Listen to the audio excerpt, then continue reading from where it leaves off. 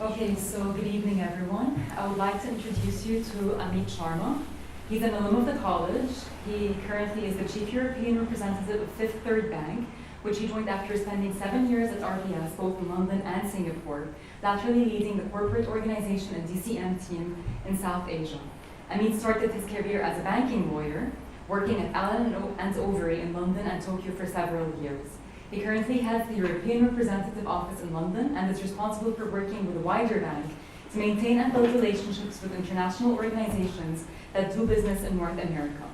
He lived at Toulouse between 1999 and 2001, whilst completing his legal studies, and is back at the college to give us an insightful talk, which will look at COVID and the changing market paradigm, private consumption, importance of consumer spending to the economy and market trends, Great Resignation, labor participation, and the impact on the market, tariffs, supply chains, and how trade can and is likely to evolve, and demographic changes and the medium-term impact that is likely to have on businesses. As you can see, the talk tonight will be recorded. However, during the Q&A session, the recording will stop. Please join me in welcoming Amit back to the college, this time on the other side. Thank you very much, Rina. And I don't think you can understand how pleasurable it is to come back after 20 years to the college, having sat exactly where you guys sat and drinking lots of free port as I did, listening to presentations that had nothing to do with what I was studying. But it is a real pleasure, and I had a fantastic time living in Willie G in room 113, so it's bringing back lots of memories. So very, very happy to be here and very excited to talk to you now. We have about 30 minutes in which I want to really run through some things about the market economy, how we're going to see 2022, and really some perspectives from what I see. Now, clearly, all of you are from academia and you're studying, and it's fantastic what you guys are doing. On my side of the fence, when you're a practitioner, you get to see a slightly different perspective. You see companies, you see management teams, you see information that you can't disclose. And what I want to do is bring some themes, some of the themes that we think that are important for 22. Now, before we go on to that, I'd like to really relay a conversation I had in the car this morning with my teenage daughter. And it's important because it'll bring out a few of the things. And this is in the space of 45 seconds. These were some of the things she said to me. Now, I'll see if any of you pick up the mistake that I made. I need more money on my mobile. I need to be picked up. I need money for the train. I want to go to Reading Festival. My bikini is not the right bikini. My friend went to this party. When can I go there? My Instagram account doesn't have enough data. All of this happened in about 45 seconds. Dropped her off to school. Halfway back, within that driving back, there was one little sentence: I need money for the train home. That I missed, she forgot about, and then I had to drive all the way back. And the reality is, in working life, and indeed in the economy, life is like that. You're getting hit with so much data. Inflation figures, GDP figures, unemployment figures, Russia and Ukraine figures, soybean, corn. It's just too much.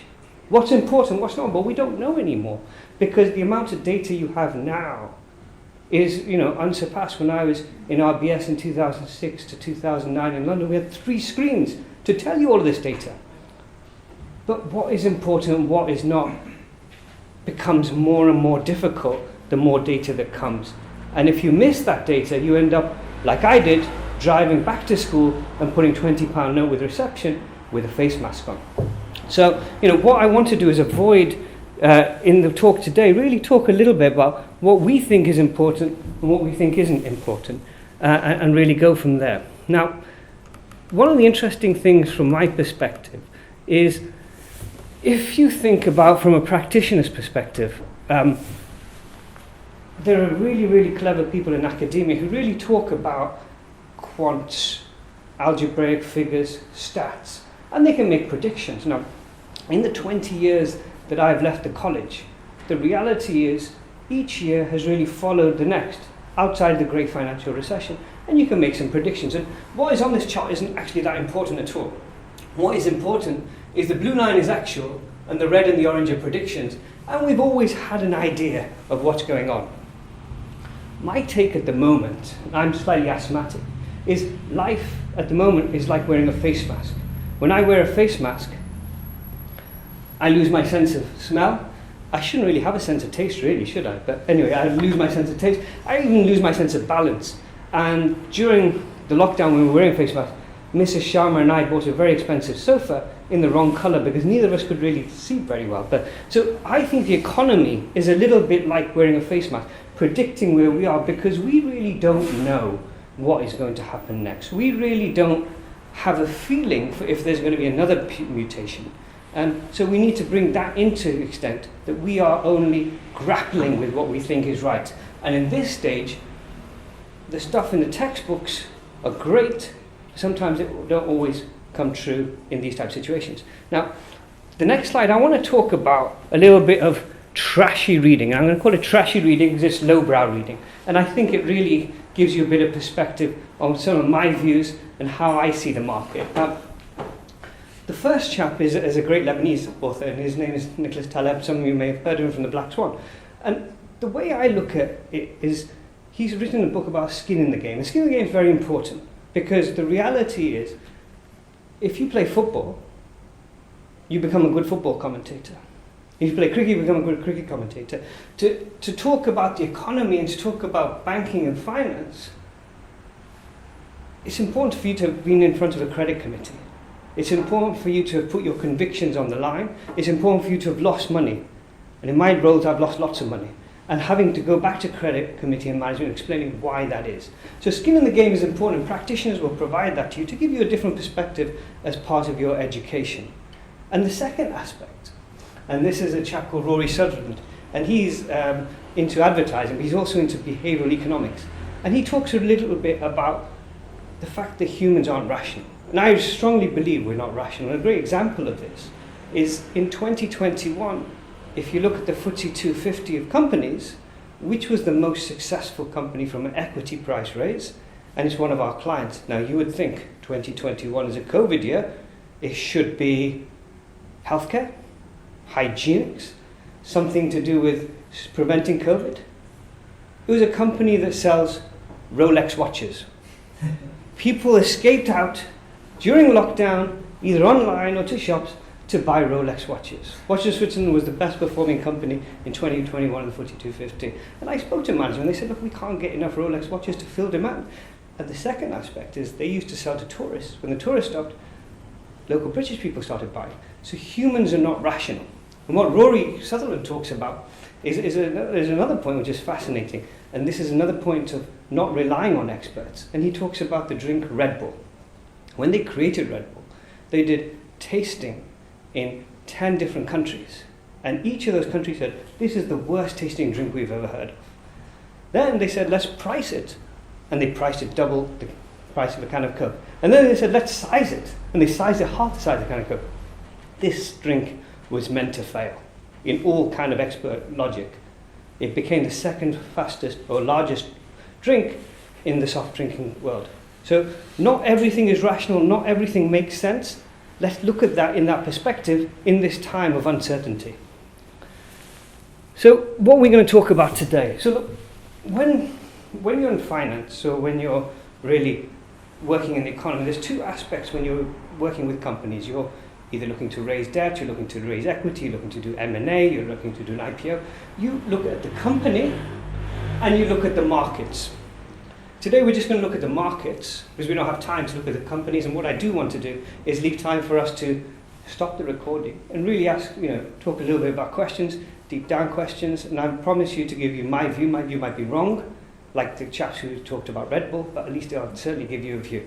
But we won't talk about companies. Now in this we're going to talk about consumption, resignation, the Great Resignation, trade and demographics. Huge, huge topics, each of which deserve a lot of time. So we are going to a little bit race through it. Economics 101 will teach you consumption's important. I will change that and say consumption's damn important. It is so important to the economy. We need people to buy stuff. Jobs are sustained, taxes are paid, companies are afloat, students keep going as long as they keep buying stuff. Once people stop buying stuff, the economy falls away and you have a recession. The US economy, and again I'm going to do a lot of US stats because those stats are available, the US economy is reliant 70% of its GDP on consumption. Americans buy a lot of stuff. In UK, it's closer to 60%. What has happened to consumption? Consumption can be goods and services. If we look on the right-hand side, or your left-hand side, American consumption has not just matched where it was pre-COVID, it's beaten it, it's much higher. In the UK, it's a little bit more tepid, and we're still slightly below where we were. Why is this, and how is this? And what are the drivers of consumption? Because the drivers of consumption are going to be what's going to be driving 2022 and how we look at the market. And we can't take consumption on its own. You can't just consume without having cash. And when we talk about cash, we're talking about disposable spend.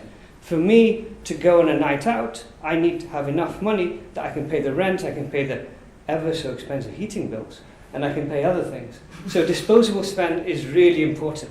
And the countries that are spending a lot of money, whether it's through President Biden's helicopter and throwing cash down, through his bazooka, or through Boris's furloughs, and I don't want to mention Boris today at all, it's really going to stimulate the economy. Why do they want to stimulate the economy? It's to stave off a recession, to save jobs and keep taxes going. This stuff is really, really important. But what does that create? Well, it creates loads of debt. And who's going to pay that? Unfortunately, it's going to be your generation and below. So look, you're creating hay for today, debt for tomorrow. And you're going to see in that inverse ratio, those countries are going to be debt-laden as they come out of the recovery first. So how do we keep consumption going? What makes you make a large discretionary spend? Why would you go out and spend £15,000 on a Rolex watch? It might be 50, it might be 50, it might be 250. In fact, they sold a watch which cost £4 million. To sell that watch, they needed the permission of the watchmaker that you will sell to this person. And when he agrees to sell to that person, that watch then has a street value of 6 million. But anyway, we're digressing. What causes you to do that? Well, the important aspect is, how do you feel? What's your consumer sentiment? What's your consumer confidence? And as we can see, people don't think there's going to be a recession in 2022. People think pretty good about the economy. Unemployment is low. If you want a job, there's 1, 2, 10, 20. There's lots of jobs available. And the chance of losing your income or losing your way of life is low. But at the same time, we are also incurring something called inflation. Inflation's scary. Unemployment and inflation are very different. Unemployment affects 3% of the people, 4% of the people, 5% of the people. Inflation affects everybody. Every single person gets hit by inflation. When you live here, your rent and your heating and even that lovely food we've just had is kind of at a fixed price. But when you're out on the streets right now, whether you're taking transport for London, whether you're driving into London, whether you're paying school fees, whether you're paying food, I didn't mention heating bills, did I? It is really expensive and it's going up incredibly. And what is important is, what is that rate of inflation, which we're seeing right now is touching 5, and in today in the UK is dedicated to 5.8. And what is equally important, and I don't want to do too many charts, but what is equally important is wage inflation. So if we saw on the last chart we were at 5%, this is 4.5. Why is this important? Well, the reality is, if inflation is here, wages have to be here just to stay still. If at any stage inflation is higher than wages, for argument's sake 5.8 and 4.8, that same person is poorer. And that same person has less disposable spend, and that same person will consume rationally. Not all humans are rational, but rationally will consume less. So we have to have a situation where we stimulate the economy and make sure that wage rises are higher than inflation. Now, you probably gathered that I'm not a huge fan of experts and academics. I have a lot of respect for them, but I'm not a huge fan of theirs. But at the same time, I'm a huge fan of the National Institute of Social Economics Bureau. This is one of the oldest economic think tanks based in Whitehall, and there, I think 60 economists went on strike today.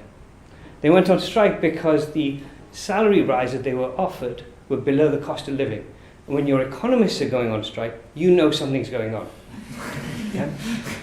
Well, they know something's going on. Now, what's our view on inflation? Because, we talked about it, we've got a face mask on.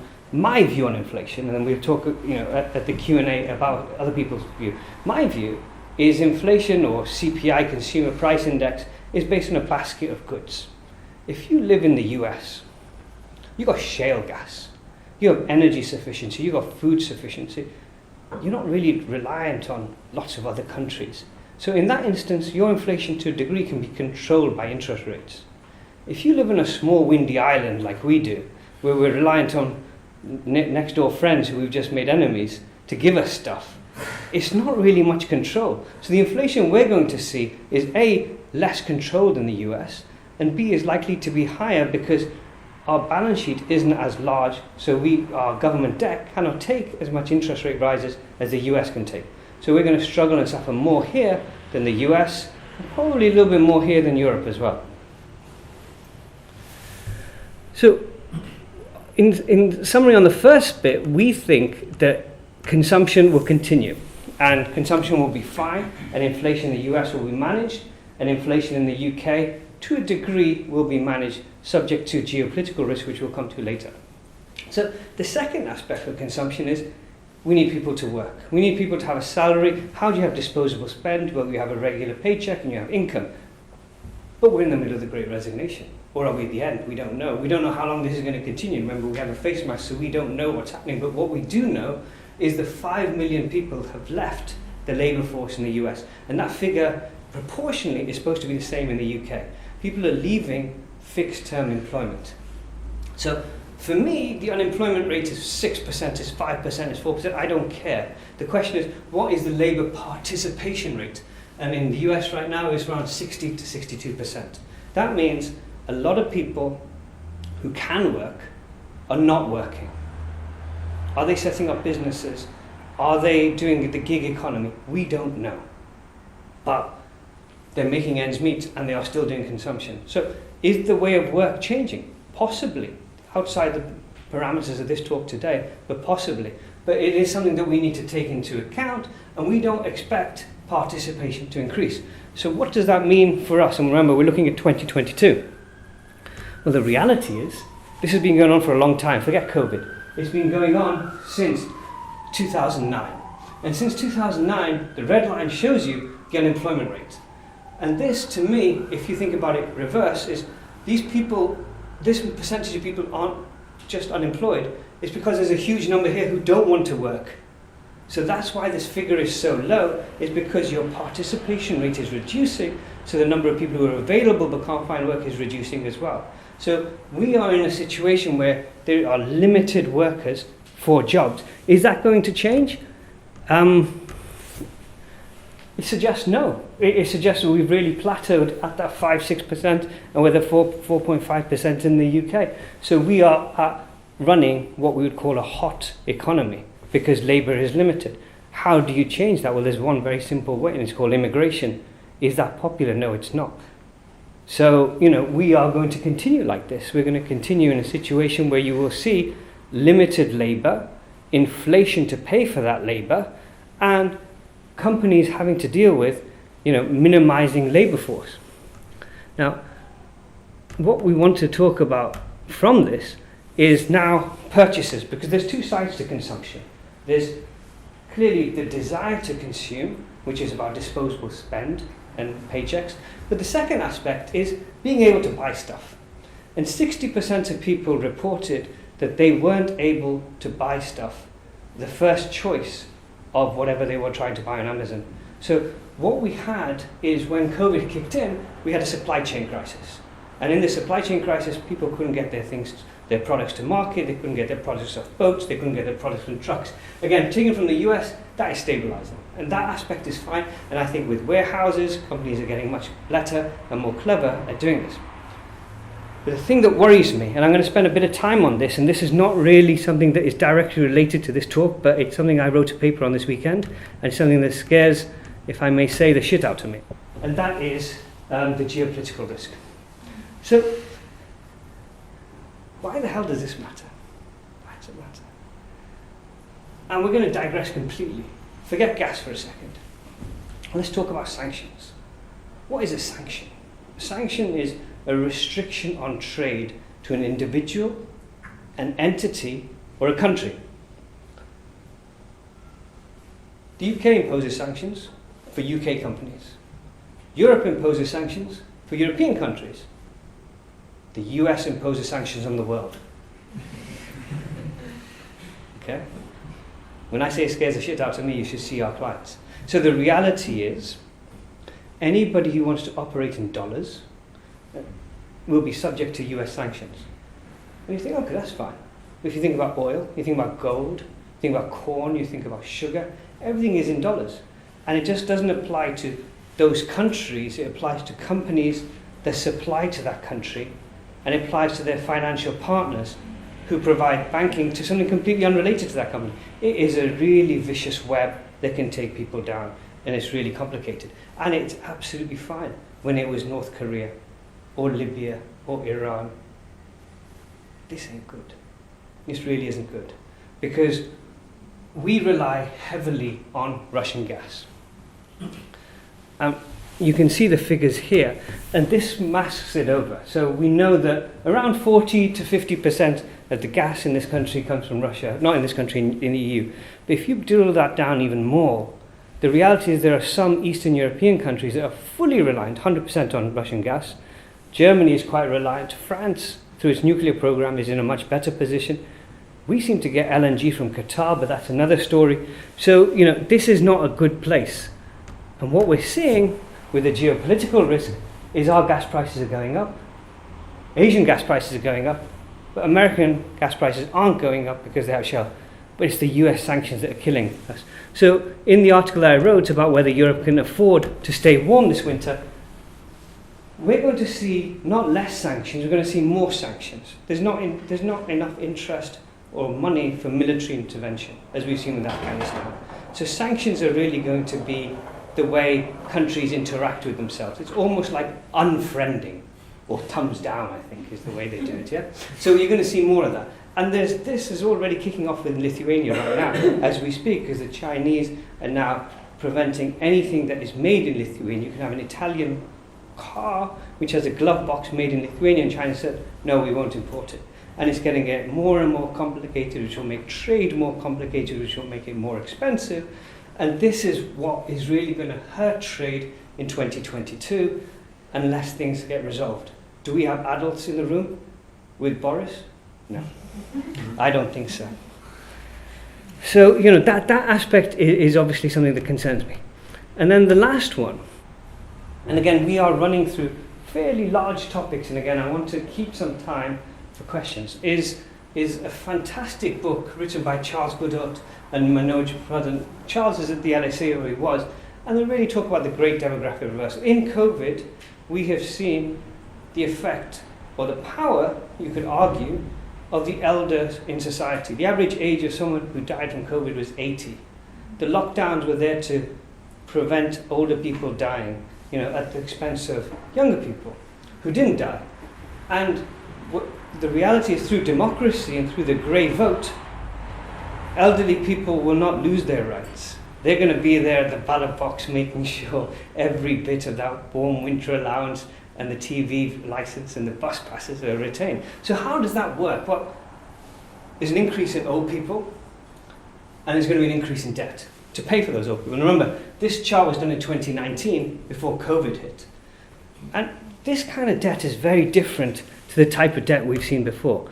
Because in history, there's been lots of instances where people have taken debt, whether it's World War I, World War II, and what happens is you'll have a large war or you'll have a recession, and at that time, it'll come back through generating good revenue and fiscal stability. This is unsustainable. This welfare system that we have is unsustainable. It's going to mean more and more indebtedness in an environment where you have geopolitical risk. And the only way this is going to work is that the younger people will continue to pay into a system which, from an intergenerational perspective, is getting less and less labour participation, reducing disposable spend because things are getting more expensive because of inflation, but more state costs because of inflation. it's not a really pretty story, is it? So I'm going to add a little bit of a nice sort of icing on this story, and that is the fact that, well, we're staying with the story with GDP. You see GDP growth. If your median age in a country is older, this chart shows that your GDP growth reduces. Japan is 44 years. Vietnam is about 30 years. And what does that mean? And what does it mean for our clients and our companies that we like to bank?